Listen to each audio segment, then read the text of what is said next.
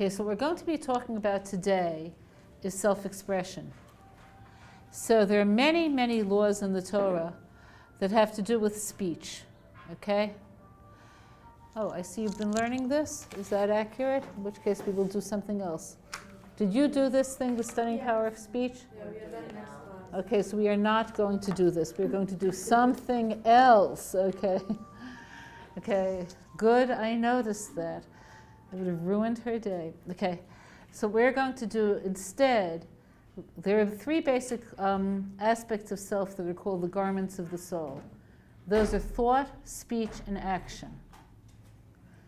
Okay, so we spoke last time about thought when we were going on about motivation. And you're going to be hearing in another class about speech. So what we're going to do today is action. So to understand the significance of action, realize that when you're talking about self-change, there are two different directions. One is moving from the inside out. So for instance, the thoughts and words you tell yourself are going to affect the way you think, and from there the way you speak, and from there what you do. But there's another path. The other path is changing from the outside in, where what you do actually changes the way you perceive things, and ultimately the way you think. So I'm going to illustrate both of these paths. So changing from the inside out. Imagine somebody who suffered, I'll give you a true story. There's a book called The Holy Woman. Did any of you ever see it? It was very popular at its time. So I'm going to tell you her life story the way I would tell it, and then I'm going to tell you the way she tells it. Okay? So she grew up in Hungary before the war. She was very close to her parents, a beloved child. When she was 16, her parents made a match for her, and she got married. Her attachment to her parents was so great that she made it part of her engagement document that her husband had to promise that he would never make her move further than walking distance from her parents. Okay? The war broke out soon afterwards. He was taken out way at the beginning and killed. And she had loved him. Okay, so she went back to her parents' home. As the war progressed, she and her parents were arrested. She saw her parents killed mamash right in front of her in Auschwitz. They were both shot. Okay, she was sent to the right to survive. She was selected to be in Dr. Mengele's control group. Do you know what I'm talking about? The way it worked is if, let's say, he was experimenting, how cold does water have to be before somebody suffers brain damage? So he did those sorts of experiments and documented them. So one person would be thrown into a pool of ice and would suffer X amount of brain damage.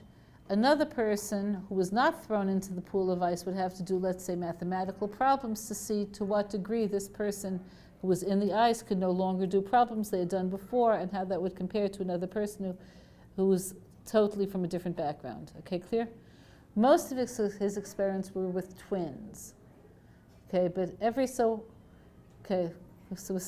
yeah, because their genetic history would be identical. But some of them were not. The result of his experiments upon her was that she couldn't have children. I don't know anything more of the details, but that was the bottom line. Okay, she survived the war. She was sent to a DP camp. The people in the camp eventually made their way to Israel. In Israel, she lived in Yerushalayim. She was still young. We're talking about somebody in her mid-20s. Okay, so she was living in Yerushalayim. She found other religious people. They suggested a second marriage to her. Her second husband was a Kabbalist, and he wanted to live far away from the city where he could meditate. So he took her to live in the north of Israel, to a small town. Okay, nobody came from her social background. Nobody was Yiddish speaking. Everybody was Sephardic or Romanian. She had nothing in common with anybody there. She had no way of earning a living there. It was a small village with no employment possibilities. They were terribly poor. Because social services in Israel in those years were so extremely undeveloped, people saw her as someone who has like lots of leisure. She doesn't have a job. She doesn't have children. So they would continually ask her to do favors for them. So she was like, the words I would use would be continually taken advantage of by other people. to the point that because she was free to babysit, at one point she had 7 special needs children more or less living in her house. Okay, eventually her husband died. She went back to Yerushalayim to live. I met her when she was old. She was living in an apartment, and she had one of these special needs children's parent abandoned him. At this point, he was a middle-aged man in his 50s. Okay, does that sound like a terrible life? Yes? How many would say this is awful? Okay. Now I'm going to tell you how she told her own story. Now, she, when you would say hello to her, she had like smile lines on her face. She was like very joyous, very, very bubbly. So people thought she had a great power of prayer, so they would often bring people to her for blessings. So there's a girl here at Neve who was in her late 30s and who hadn't found someone and who was very depressed and wanted to go to someone for bracha, so I took her there. So the girl said, look, I know it's in God's hands, not my hands, but I'm so depressed. Like, my biological clock is ticking. I'm never going to have a child. I always wanted this more than anything else. I feel like my life is finished. I'm only 38. And and she was crying. And then she said to her, you never had children. How do you smile? How do you live your life? So here's how she told her story. How could you compare your situation to mine? Don't be so hard on yourself. Your life is so hard. My life has always been easy. You're worried about finding the right man. My parents who loved me found me the perfect match when I was only 16. I never had a date. I never had to face rejection. I never had to ask any questions. And my parents were wonderful. And even during the war, when people were dying to my left and to my right, and even my parents died, it was as though I had an invisible protective shield around me. No matter what happened, I survived.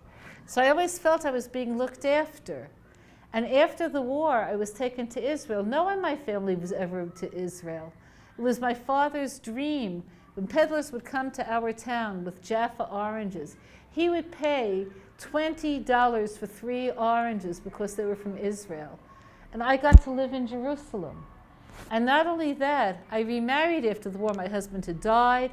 I married a Kabbalist. Nobody in our family was a Torah scholar. My father had a store. My brothers also. They always respected learning, but nobody, I never thought I would ever have a match like him.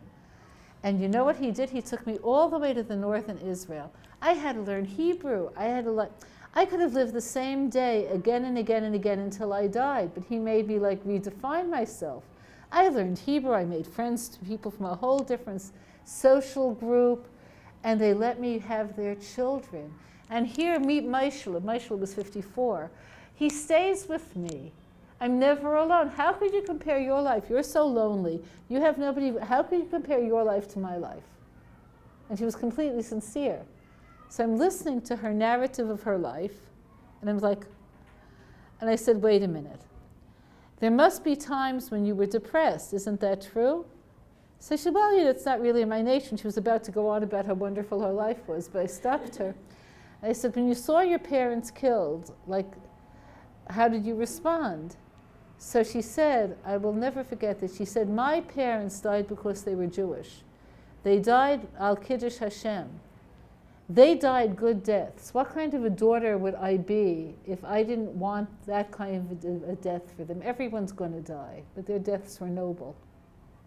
So I tried one more time. I said, was there ever a time when you were in the concentration camps that you actually gave in to what was going along and wept? She said, one time. So here was her story. It was after the camp was liberated. It was liberated by the Russians. So they sent trucks to take people to DP camps. But nobody knew what was really going on. So they didn't know if they wouldn't get on the truck, maybe the Germans would retake it. Maybe the tides of war would change. They had no media. So when the trucks came, everybody was piling themselves on the trucks. So she tried to get on, but other people beat her to it. So she was climbing on top of other people to get into the back of the truck. And she got on. And the driver, the truck was so overloaded it wouldn't move. And he was a Russian. He was coarse and vulgar, a peasant. He picked her up by her leg and threw her off the truck. So she said, so I sat on the dirt as I saw the truck leave the camp. I didn't know whether I would ever get out. And I began to cry. The truck crossed a bridge that I could see. The Germans had laid explosives on the bridge. And I never cried again in my life. She saw the whole truck that she was trying to be on explode. So the reason I'm telling you this is that the message you give yourself is the message you live with. So that's an example of moving from the inside out. What was the book she wrote? Holy Woman. She didn't write the book. Sarah Rigler wrote the book.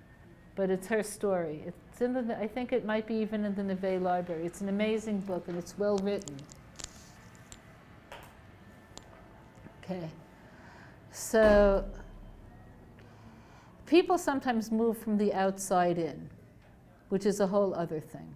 How do people move from the outside in? So the way this happens is called a culturalization. You grow up in a certain culture and that becomes your normal. So if that's changed, you could develop a new normal from the outside in. So I'm going to give you, again, I don't want to give you a tragic example, so but I'll give you a better example. I'll give you another tragic example. During the Soviet era, what would sometimes happen is the people were sent to the Gulag. Do you know what the Gulag was?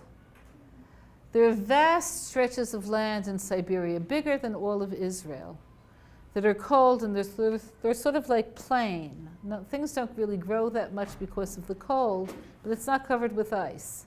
Okay, so it's called the Gulag, and they would send criminals there.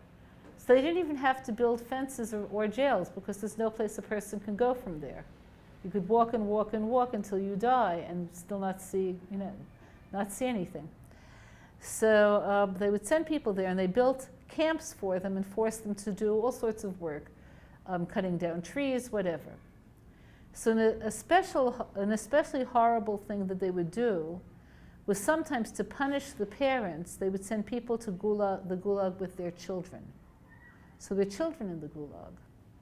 The parents often died, or sometimes didn't, but they never had enough food to give themselves and also to support children. What do you think happened to the children in the Gulag who didn't die? How did they survive? Think of yourself. Do you remember yourself at 8? You were in the 4th grade. You remember yourself? So if you were like in this horrific place, no parents, how would you survive? Where would you get food from? The children were all thieves. They had to steal to survive. They were all ruthless. Okay, some of them were killers. So if you woke up in the middle of the night and you saw a child in your room, what would you do? What? Like, be nice to her, like ask her if she's okay, like it's a child. It's a child, but this child is there to steal your food. Oh, they knew that? All the children were thieves because there was no way for them to survive. The child's there to steal your food, maybe to steal your shoes and try to sell them, maybe to kill you and take everything you own. What would you do? You would what? Either attack him or pick him up, throw him out of your room and lock the door. Okay, you could see this? So this is how they grew up. Okay, now a lot of them, of those, again, most of the children died, but of those who survived, they were vicious. So they come to Israel. Do you think that they're a lost cause? Let's say this child who's been in the Gulag for 2 years and is vicious, he comes to Israel. Is there any way you could turn this child into a normal person? Yeah. How would you do it? With love and care. So concretely, you take him to, let's say, a boarding school. He has no parents, remember, so he has to go to someplace with a boarding facility. And his instinct is, if you put him in a room with 2 other children, is to steal everything they have as fast as he can. So what they did, because these children were unadoptable, nobody was willing to adopt them. They were the wrong age also, because little children couldn't survive. So the kids who survived were like 8. They would begin like from 8, 9, 10. So they were unadoptable. They would be put in boarding facilities because nobody wanted them. But the madrichim and the madrichot were instructed, give them what they need before they have to ask. So they get there, you don't say, here's supper. They're worried what's going to happen after supper. Here's supper, and here's what you could take to your room. We're eating again at 7. So you give them like 10 sandwiches. You understand what I'm saying? So slowly they became more secure. Did that stop them from stealing? No. Sort of, okay? So when I say sort of, it reached a point where they didn't steal as viciously the way they did in the Gulag, because they didn't need to survive. But stealing things that they wanted still happened. If another child had a watch and they didn't have a watch, if another child had nice shoes and they liked them better than their own shoes, the stealing was very hard. How would you get them beyond stealing at all? How would you get them to not steal something they want?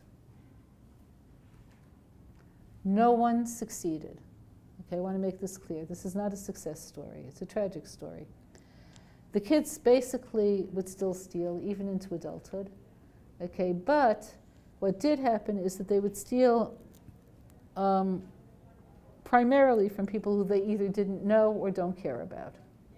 Okay, so with this, here's the story that I want to tell you. My daughter Devorah taught in a Russian school in which these children were her students. They liked her a lot. She's fun. She was young when she was teaching. She would do games and stories and whatever. One day, the principal came in and wanted to talk to her about attendance or something like that. So he's in the doorway. She just went her back is to the class. Her pocketbook was on the desk. The principal, who knows them, said, Devorah, take your bag. And she said, the kids would never steal from me. What do you think the truth is? Did they take her wallet or didn't they take her wallet? What do you think? She was only out for maybe 5 minutes. They didn't take her wallet, but they did take her money. You understand? They left her bus ticket, they left her identity card because they liked her, but they took her money. Okay, so how could you change them? The only way you could change a child like that is over years. It doesn't happen in 1 day or 2 days. If they're seeing not only that they don't have to steal, but they have to make bonds with people to the point that they could be empathetic enough to other people, they realize, if I steal her money, then she has no money. And that bothers me because I feel a bond with her. This takes years. Could it happen? It could, but not in a school setting. That has to happen one-to-one. Okay, clear? So all of this movement that happens is from the outside in. Nobody can make them think differently because these thoughts are not rational thoughts. These thoughts are thoughts that endured over a long period of time. This is clear? So to understand this better, people didn't understand this until recently. Relatively recently, they discovered, do you know what I'm talking about when I talk about neural passages? That if a person does something many times, your brain actually now has a little road. So these kids had a trigger. Food equals what? Take. Okay, so they have to make whole new roads. This will have to take many, many, many actions. Okay, so actions leave a stronger imprint than thoughts. Does this make sense to you? Yeah.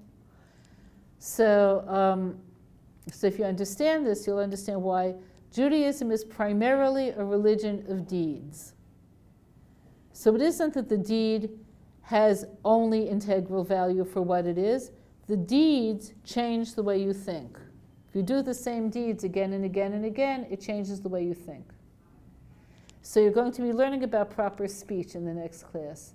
For instance, if you learn to speak positively about people, what happens in the course of time? You feel positive towards people. You look at people optimistically. Okay, this is clear? So the Torah's view is you could actually change the way you think through deeds. There's like this saying that I learned in Hebrew. Acharei hamaasim mamshichem halavavot. B'diuk. And it's like after your actions goes your heart. Right.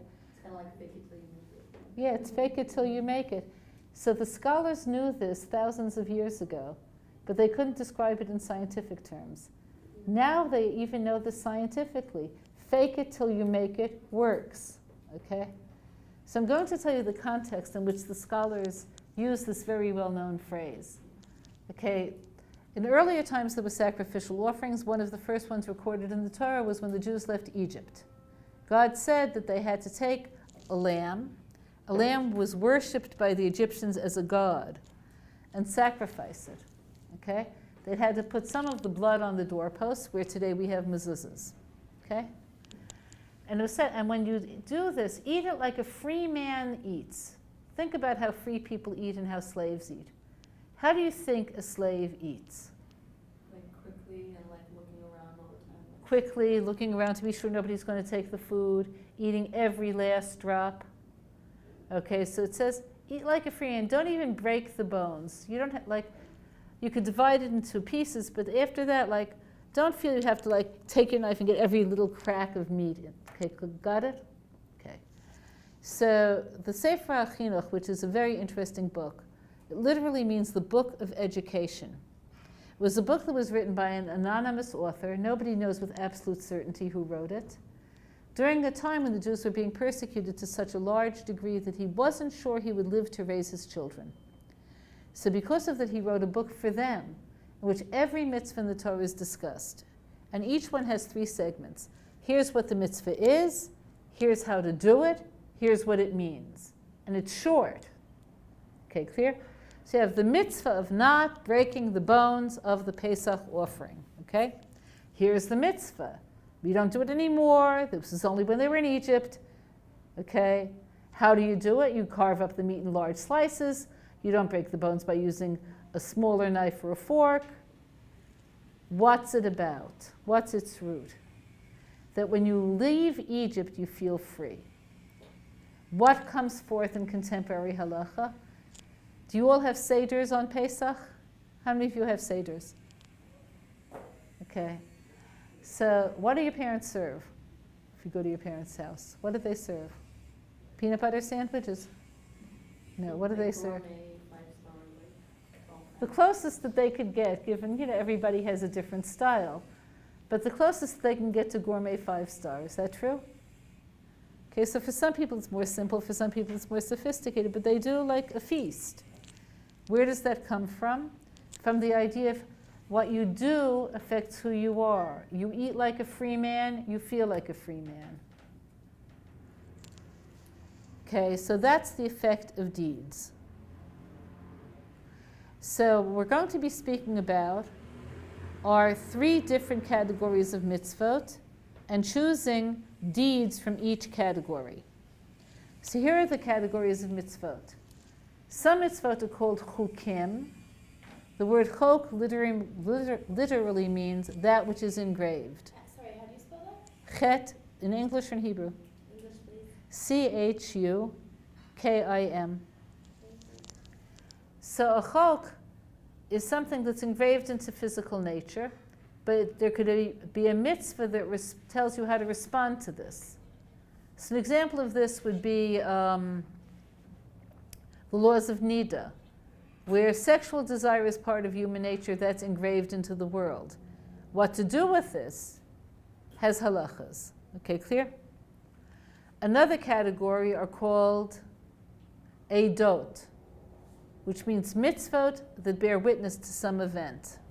Like Paysach bears witness to the Exodus, Shabbos bears witness to the creation. The third category is called Mishpatim, which are laws of justice that we would come to on our own, more or less. Okay, so which category do you want to start with? I'm going to pick one from each. Which category interests you the most? Chukim, Eidot, or Mishpatim? Chukim. Okay, so the kosher laws are chukim. So what that means is the need to eat is not something you could decide or not. Nobody could say, I'm going to go on the ultimate diet. No more shopping, no more cooking, no more eating.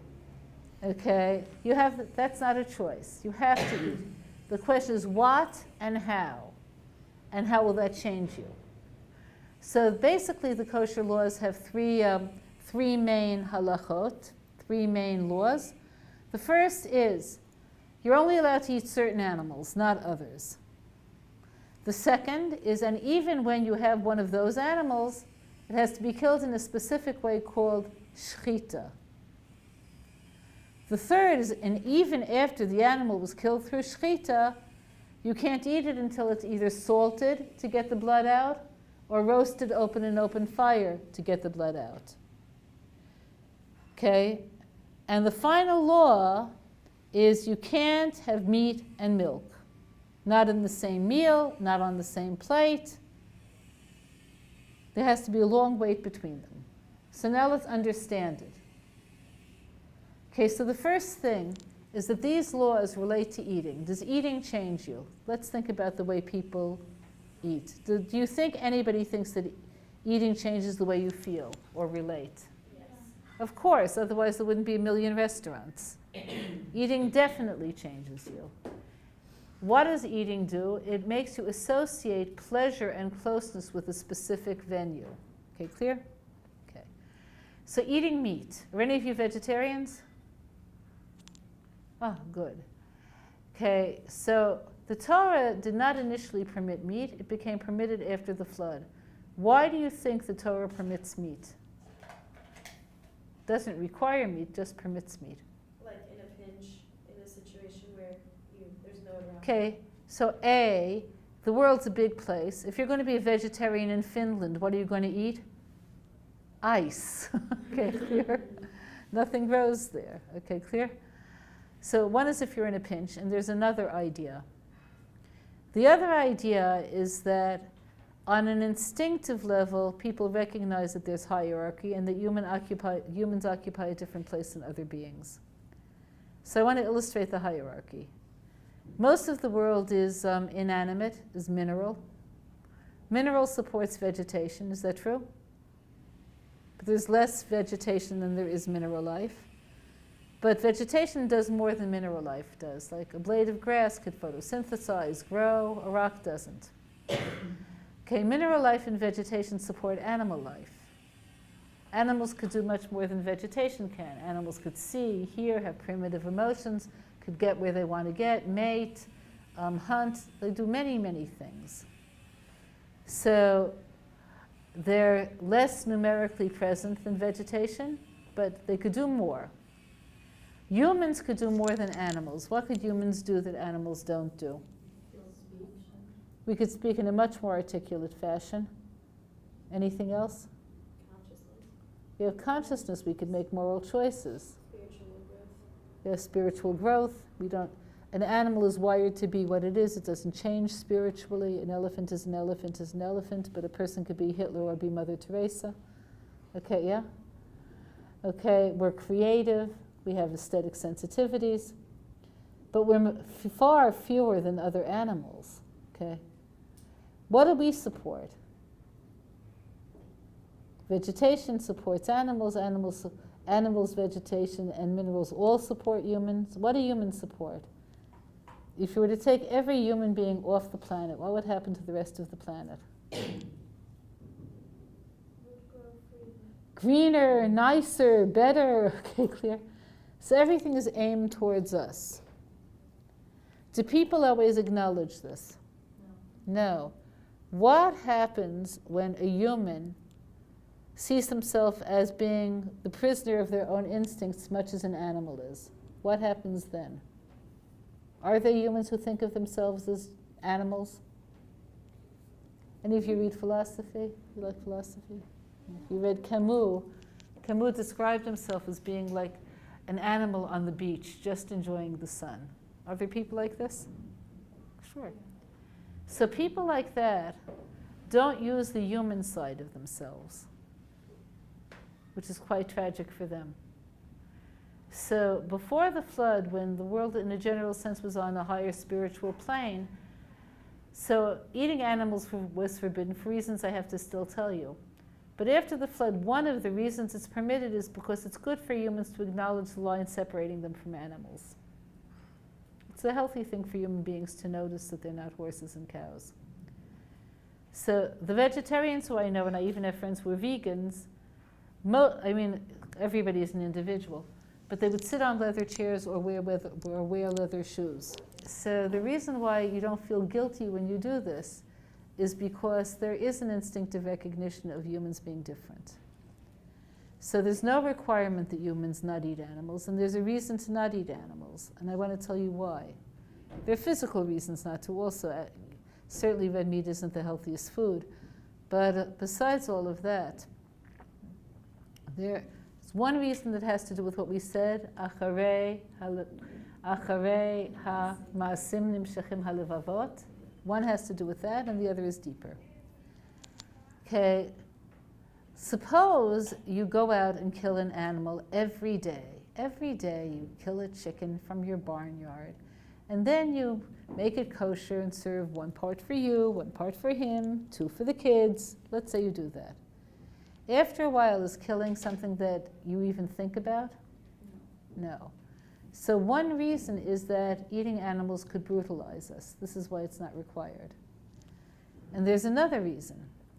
The other reason is, you know how people say you are what you eat? You ever heard people say this? Is this true biologically? Yeah, your body is made out of what you eat. How long does it take before your body makes all new cells? 7 years. It's like, So you eat something, it becomes you. So the laws of kashrut are meant to mitigate the limiting factors. So the first law, as we said, is only, if you're going to eat meat, only certain animals. The animals are recognizable by their having both split feet and chewing their cud. Do you know what chewing cud means? Yes?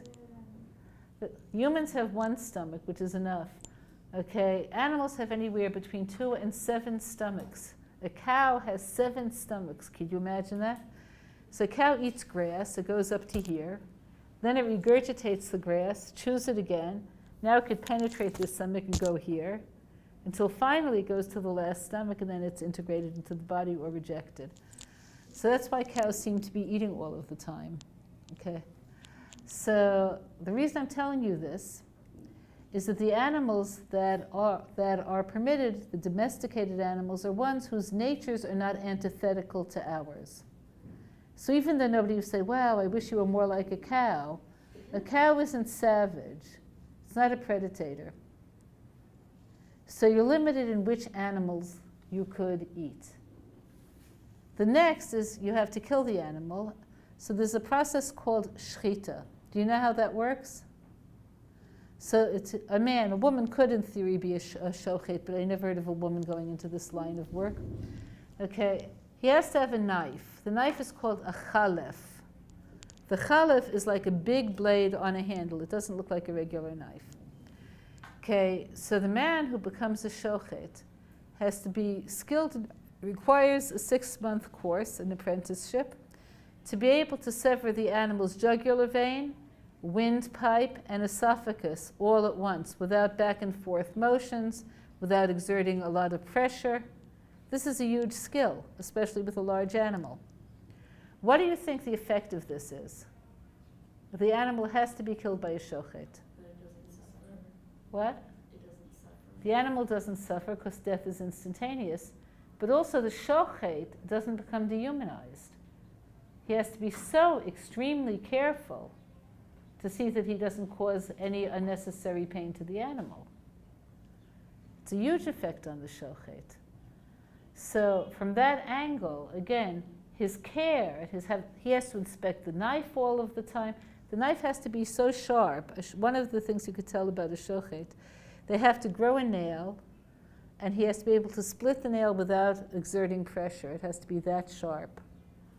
So this is it's a skill, and it keeps the shochet from being brutalized. The next thing, so we have 2 things of the 4. Only animals that aren't antithetical to us, only through shchita.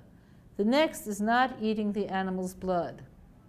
The blood, after I should do this on a person, even myself, after the jugular vein is severed, this like huge amount of blood gushes out.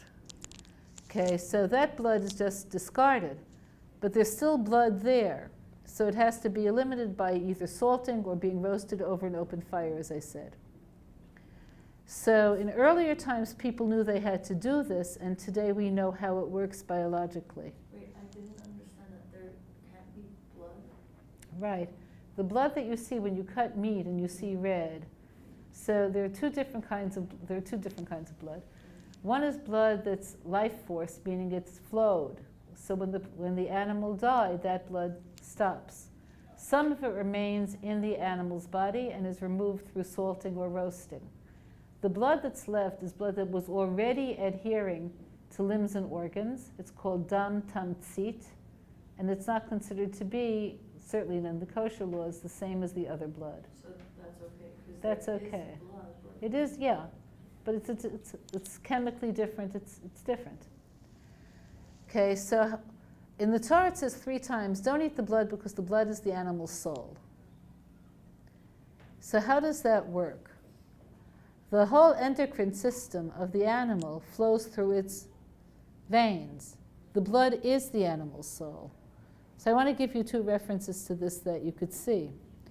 One is in today's zoos. I'm not saying, by the way, that this is right. I'm just saying that this is what they do. It's to their interest to see that the animals are easier to handle, right? So they don't give the animals, they don't give lions and tigers, they don't give them red meat. Now again, this may be wrong morally because a lion wants red meat. Because not eating the blood will make the animal less hostile. But a place where you see it much more, any of you South African? No, okay. If you were South African, you would be able to demonstrate this by talking about their rituals more. North of South Africa is Kenya, okay? And from Kenya all the way down to South Africa, all the way east and west to South Africa. It's a huge tribe. There's a tribe called the Mauis. The Mauis are herdsmen. Part of their ritual is they like to take themselves into a frenzy. How do they do this? By eating cow blood and urine. And they do end up in a frenzy. So the idea there is that blood really does give you whatever the animal's nature is. Okay, so going back to Acharei Hamasim Nimshachim Halevavot. So we're creating new panels here. Yes, we'll eat meat because we're not animals, but no, we're not going to eat them in a way in which we become more bestial. This makes sense to you? So, especially when you're talking about shechita, this is all for the human. Have any of you ever lived on farms? Okay, if you were to live on a farm or a kibbutz, you would have a different attitude towards animals than you probably do. Before I lived on a moshav, the only animals I knew were Disney animals or pets. So pets sort of pick up, a lot of human traits. On the moshav, I got to see real animals. The animals are very different than people. So I'll give you an example. You've ever heard the phrase, he's running around like a chicken without a head? There's a reason for this phrase, okay? That means a chicken, like their heads are small, their brains are undeveloped. A chicken will keep on running, like the brain didn't transmit to the body yet, or the body didn't receive from a brain message saying, you're dead. Okay, got it? Okay. You've ever heard the phrase like sheep to the slaughter? You've ever heard that phrase? So we did not raise sheep, we did raise chickens. Our neighbor raised sheep. So the shochet would come twice a year to slaughter the sheep and to bring them to the plants to be produced for marketing.